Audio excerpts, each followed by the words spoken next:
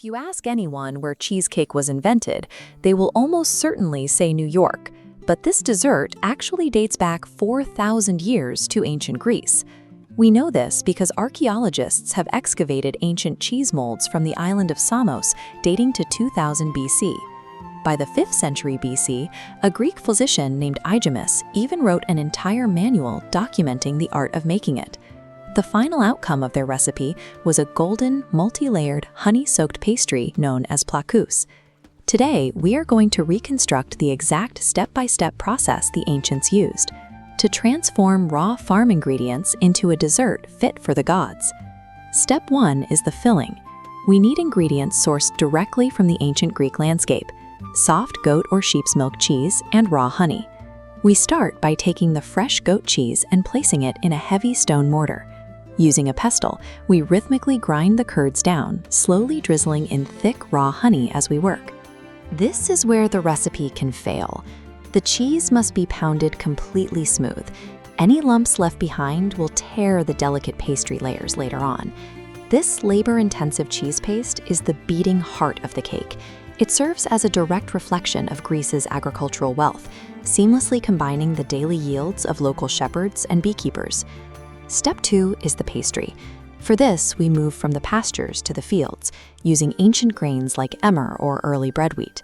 To mill that raw grain into a usable flour, ancient bakers relied on heavy stone querns, grinding it entirely by hand. That newly milled flour is mixed with water and followed by a rigorous hand-kneading process to form a cohesive dough. Here we hit a major technical challenge. Ancient Greek bakers did not have modern yeast or butter to create a light, fluffy crust. To compensate for that lack of leavening, the baker has to carefully stretch and pull the dough across a wooden board until it is caper thin. This extreme patience and physical effort was the ancient method for creating delicate, laminated pastry textures. Now we can assemble the Plakous. We begin by coating a shallow clay baking dish with rich olive oil to prevent sticking. The assembly is a highly rhythmic process. We lay down a single thin sheet of dough, spread an even layer of the sweet cheese paste, and repeat. This diagram illustrates the internal architecture. Alternating layers of thin dough and smooth cheese paste build upward, establishing one of history's earliest layered pastries.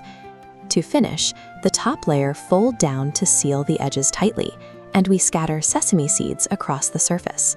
Step 3 is the bake. We carefully transfer the heavy dish into a glowing, wood-fired oven. The fire is fed with traditional fuels like olive branches and local hardwood, which impart a subtle, smoky flavor into the clay.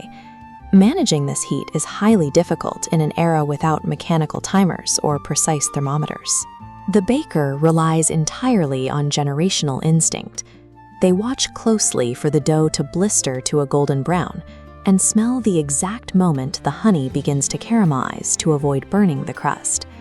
This intuitive, sensory-driven baking process demonstrates a profound mastery of the elements, elevating raw farm ingredients into a refined culinary art.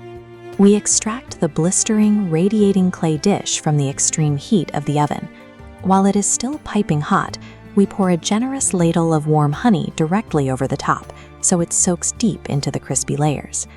When the cake is sliced open, the internal texture is exposed, revealing steam rising from the distinct alternating bands of sweet cheese and dough. A cake like this carried massive cultural prestige. It was baked as a sacred offering for religious processions leading to temples and served as a centerpiece at elite weddings. Because it was so nutrient-dense and high in calories, it was also utilized as sports nourishment. Competitors at the original Olympic Games ate this exact dessert to fuel their races.